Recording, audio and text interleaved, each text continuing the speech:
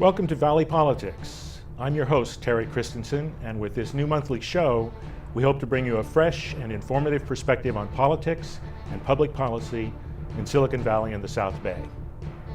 Today for our first program, we'll discuss the very tough and very close race for mayor of San Jose, as well as the challenges our new mayor faces. To help us understand what happened and what lies ahead, we'll talk with two of the sharpest and smartest political strategists I know, Jude Barry and Bob Brownstein. We'll also have an update on what's going on in San Jose City Council District 9, that's the Cambrian area, with Councilman Don Rocha. Then later, we'll visit Susan Hammer, who served as mayor of San Jose from 1991 to 1998 on our Where Are They Now feature. All this next on Valley Politics.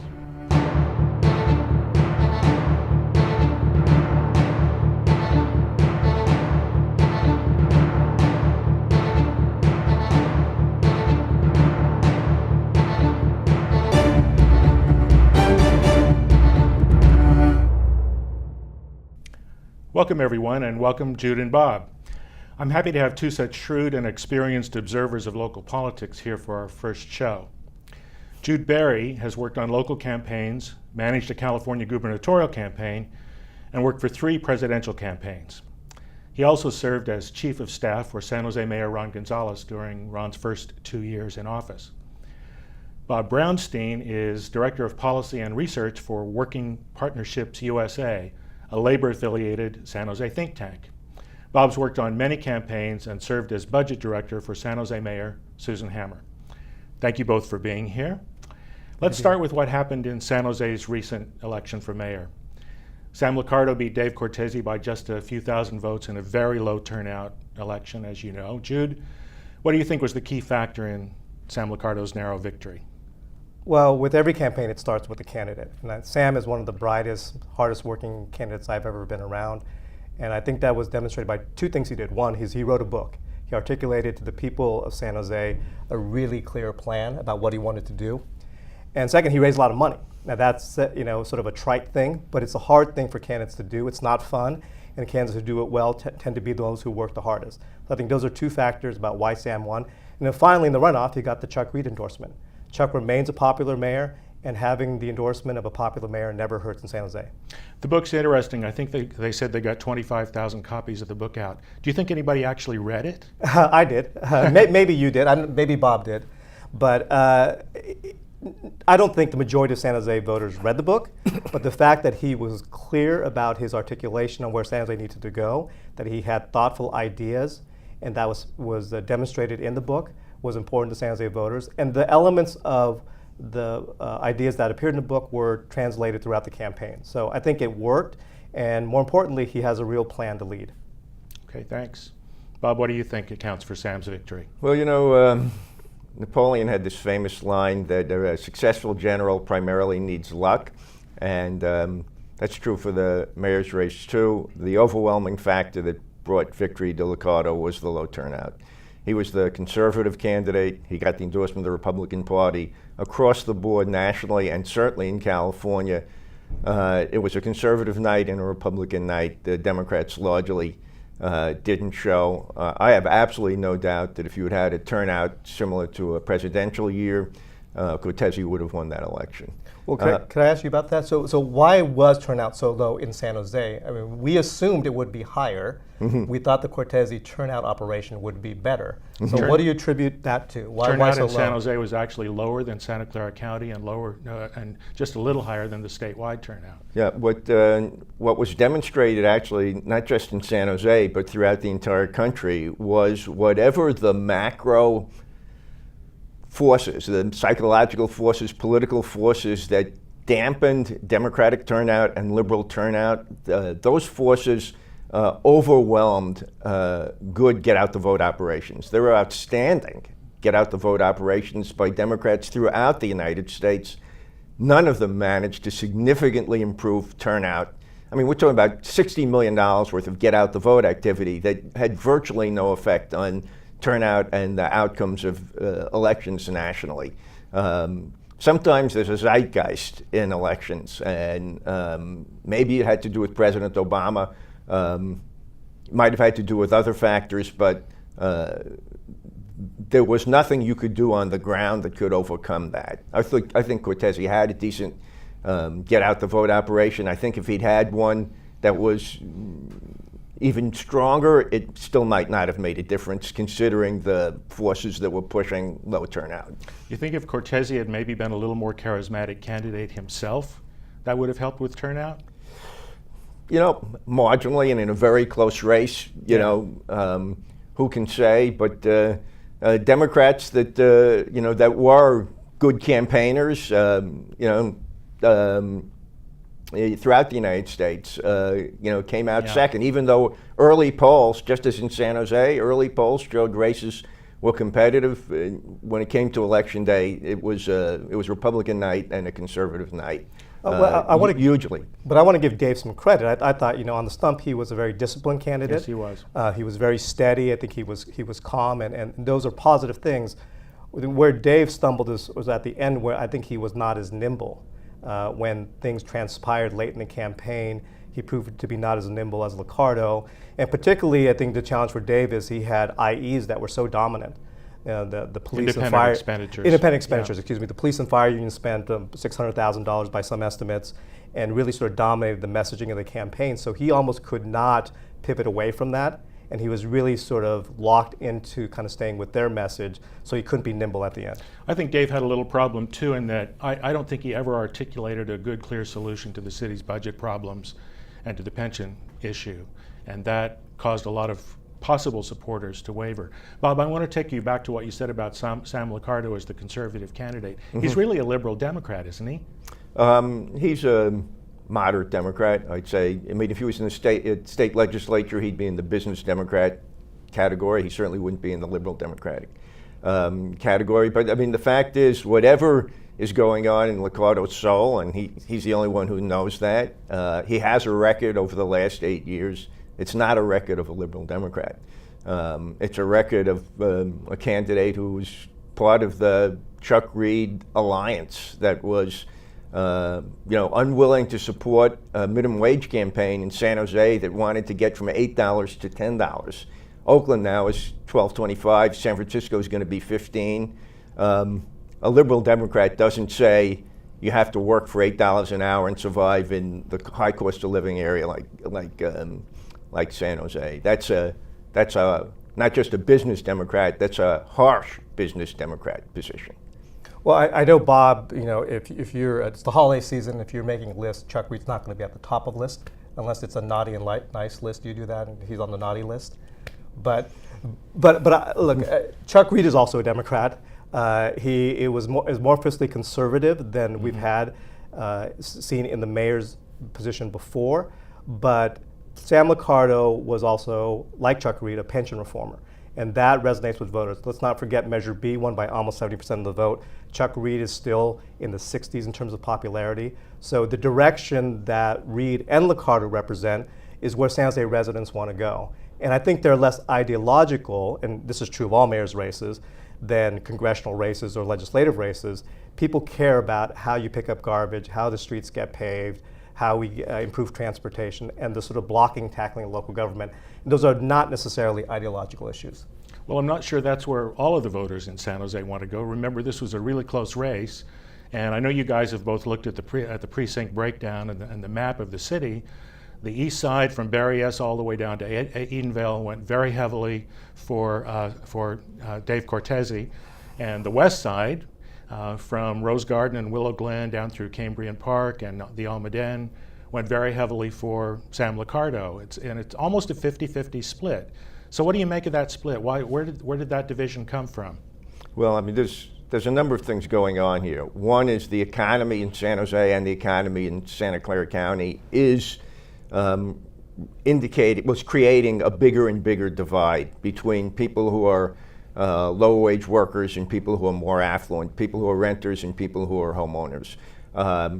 Then you have a candidate, and you also saw some reflection of that in some of the politics before Chuck Reed. Then you have a candidate like Chuck Reed who made divisiveness the cornerstone of his political strategy. I personally don't believe that Chuck Reed was a guy who was trying to unify the city and then had to deal with the pension issue. I think Chuck Reed's a person who saw pensions as a way to create a politically beneficial, divisive campaign, kind of the way Pete Wilson used public benefits for immigrants when he launched a very divisive campaign. The idea was to have that pay off at the ballot box, and it did tremendously for Chuck Reed in terms of the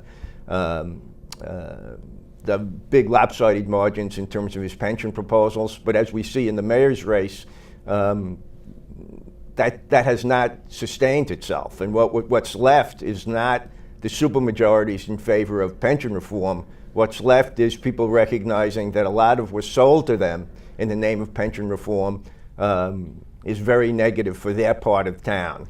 High crime, an unwillingness to deal with the income gap. Reed was no supporter of affordable housing. Liccardo was much better on that.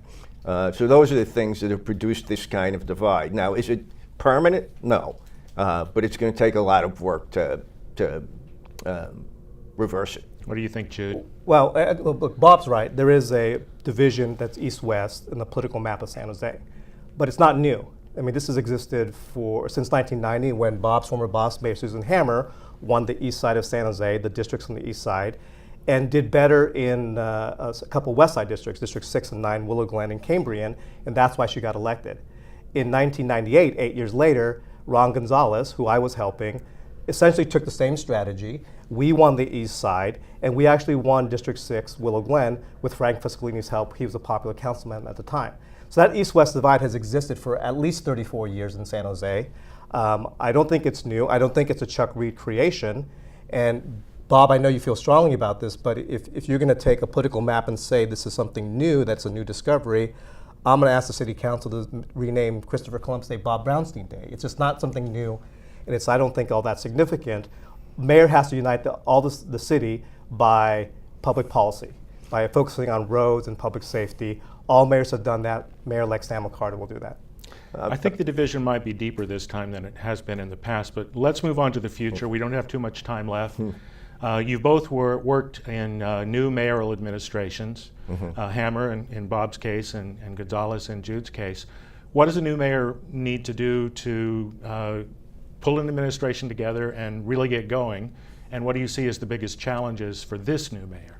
Well, can I start by saying I want to give to Sam Liccardo the advice that Bob Brownstein gave me years ago when I was managing Gonzalez's transition, and he gave me some great advice. The three most important things Bob told me for a new mayor is council relations, and council relations. I think that's essentially true, but I would add community relations too. I mean, you've got to govern both inside the building, but have an eye on the outside the building and do things that residents want and are popular. Bob? Well, those three are still there. Council relations is tremendously important. Mayor doesn't have a lot of structural power. They have to be a political leader. They have to build a coalition. Chuck Reed didn't have one in the first couple of years of his administration, and it made it difficult for him to get the kinds of policies that he wanted. A couple of other things that Sam Liccardo needs to be thinking about, not necessarily on day one, but he needs to be thinking about how he can move in these directions. He's got a public safety mess that is not going to be resolved by the tinkering in the book. Somehow he has to figure out a way to restore the San Jose police force. And he has to do that while he's still committed to the Measure B litigation, and no one has figured out how those two go together. And he's got a basically underfunded city. And at some point, he has to be able to build a coalition that can win a tax measure in 2016. Until those two things happen, on the policy front, he can do a couple of little things here and there, and all mayors do. And he's an intelligent man. He'll probably come up with some that may be more interesting than somebody else might have come up with, but the big policy arena is going to depend on his ability to move on those two fronts, restoring the police department and actually getting enough revenue into the city to start restoring significant levels of services. We have about a minute left. So do you think he can pull together a council majority to do those things? Yes, I think Sam is a hardworking guy. He's a very likable guy, and he'll have good council relations, and he knows it's important. And he'll govern in the same direction as Chuck Reed in terms of policy, but his style will be much different. He's certainly going to try and do that.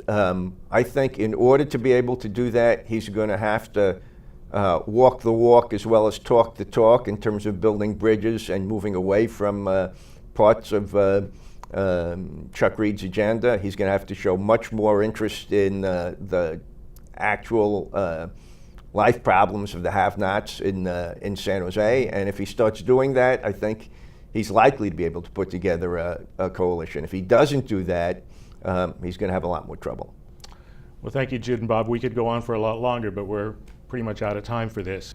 Now let's go to the streets to hear people's expectations of our new mayor. Then later, we'll learn from Councilman Don Rocha about what's going on in his district. All this and more next on Valley Politics.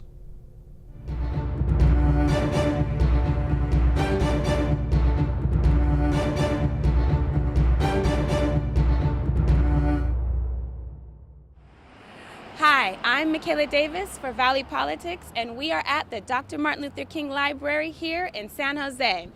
The question of the day is, what do you think is the top priority of our new mayor? I think the top priority should be funding for housing for the homeless and people that are in poverty.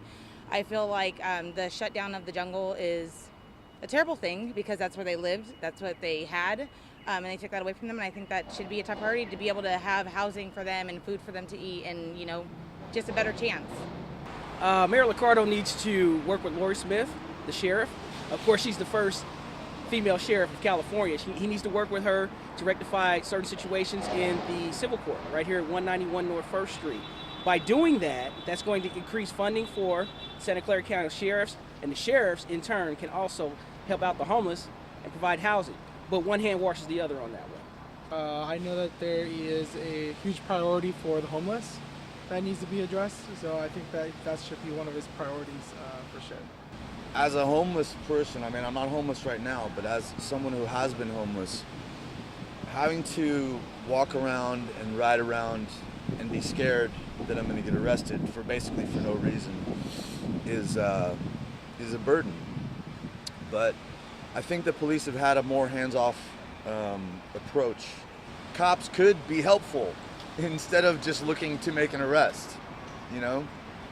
I think that's completely possible. The students don't know where to stay because the apartments over here are quite expensive. So basically decrease the prices, and maybe it would help students to live, and it would make it more affordable for at least international students to stay nearby, improve the facilities for students. Like, I love the way that they provided a good, huge public library for students to study, so that's quite helpful. And also to improve the facilities around in the downtown area. Like, basically everything is expensive. I just want it to be affordable, so that helps students out. Yeah. I'd like to see more activities going on in San Jose, so I can be more in tune with what's going on, because I just came here and I'm not too sure what's going on with anything. So that would be pretty nice if he was more active with that. This is Makayla Davis for Valley Politics. See you next time.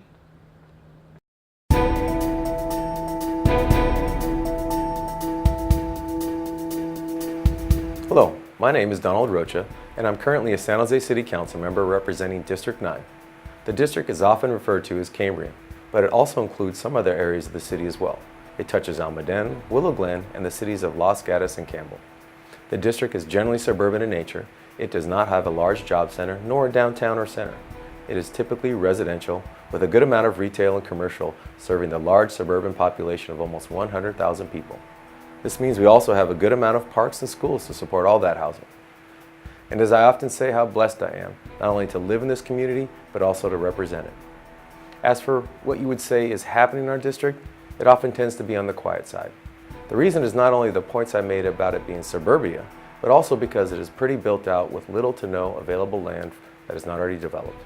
With that said, we have had some, and I do expect a bit more development. The Almaden Ranch project is currently being built.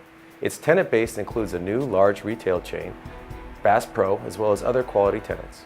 There is a shopping center that has served this area for quite some time, and it was recently put on the market. It's called the Cambrian Plaza. It has a lot of history here for some folks, and a large number of people in the area have strong sentiments as to what should happen to the property. At the end of the day, the private market will determine the future of the site, although the city does have its role in ensuring the project is conducive to our general plan goals, policies, and needs. And I expect any new owner and/or developer would and should take into consideration what the city's needs and the community's needs are. Outside of that, on any given day of the week, you will find folks either heading off to work, taking their kids to school, their youth sports activities, or other extracurricular activities, such as music or dance. And on any given weekend, you'll see a lot of folks either at their neighborhood park or schools for youth sports games, or simply to spend the day or evening outside in the beautiful weather that we have here in San Jose, California. You could also find plenty of people outside for lunch or dinner with friends or family, visiting with neighbors for an impromptu barbecue. All in all, again, I'm blessed to live in this Cambrian community. I would choose no other area of the city to raise my 3 children. Thank you very much. Thank you, Don Rocha. Now it's time for Where Are They Now? Today we're visiting with Susan Hammer, who was mayor of San Jose in the 1990s. Here's what she had to say.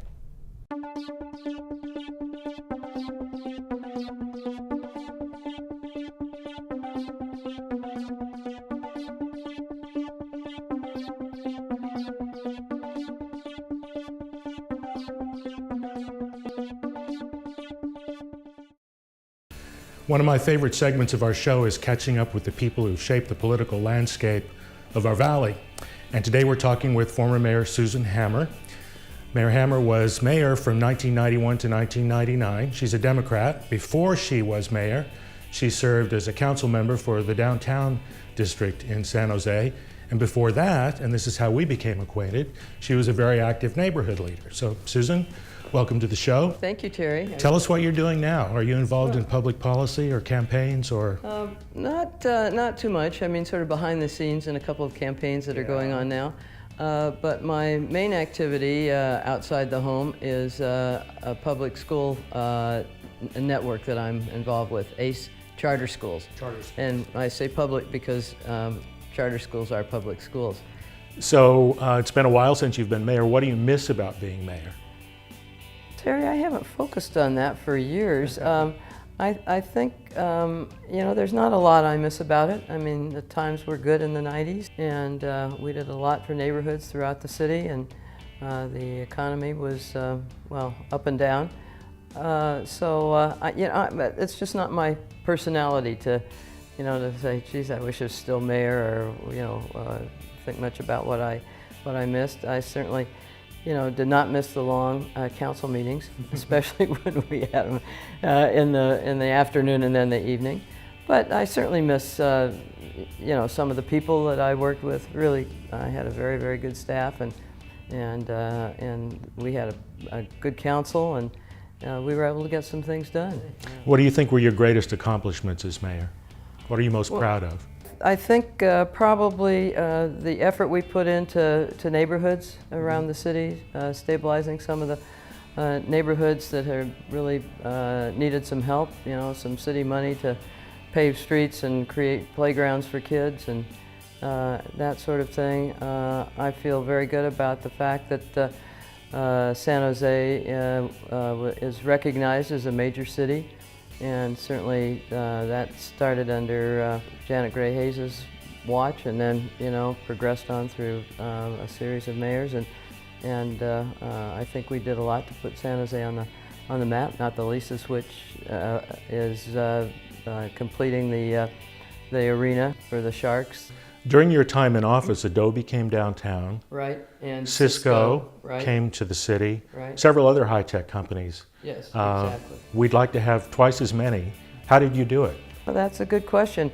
I think, some of it was just the timing was right. Certainly having Adobe come to downtown San Jose, I think, has been a huge boon to the downtown as well as the entire city. But being right there, centrally located along the Guadalupe, and that's encouraged smaller tech companies and all to come downtown. And of course, Cisco is just off the charts. I mean, while they're not downtown, they're a huge, huge boon to the city. Yeah. Another thing you did while you were in office is establish Project Diversity and really make city government more inclusive. Where did that come from? How did you know to do that?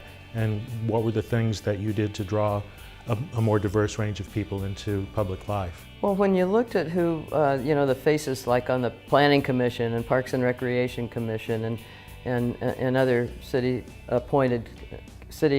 council appointed commissions, as well as the mayor, you saw that it wasn't most of those were not very representative of the city. So I and my hardworking staff decided that we would start a program, Project Diversity, to make the faces of our community more representative on various officially sort of sponsored committees.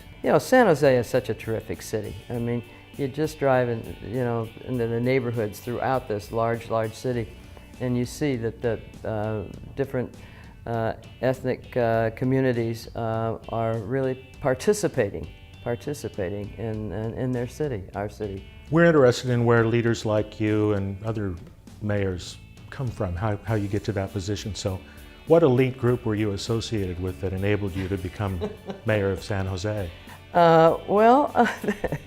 What elite group? Well, I had been, on some boards and stuff, and I really got my start when I went to work part-time for former Mayor Janet Gray Hayes, who unfortunately died a few months ago. She gave me a part-time job in early 1980, 81. There was a vacancy on the council. Do you remember Jim Self? I remember him well. Yeah, he resigned, and there was an opening, and the council appointed me to fill his 6 months remainder of his tenure, and then I ran for my own council seat and was elected to represent District 3, and did that for 8 years, and then decided to run for mayor. I really think that Janet Gray gets all the credit, though. She took a gamble on me and got me appointed to fill Jim Self's vacancy, and sort of the rest is history. Mayor Hammer, thank you for inviting us into your home. I've been here once or twice for, I think, neighborhood and grassroots meetings back in the day. But it's nice to be back. It's nice to see you still engaged, and we really appreciate your participating in the program. Thank you. It's my pleasure, Terry, and it's always good to have you in our home. Thanks. I hope you noticed that Susan Hammer's political career began simply by caring about her community and becoming engaged. Like her, you can make a difference in your community just by stepping forward and getting involved, even if you never run for mayor. Meanwhile, we hope you'll participate actively with our program by contacting us through CreaTV and suggesting topics or guests for future shows. Tell us what you want to see. And now that's all, folks. Thanks again for watching Valley Politics today. See you next time.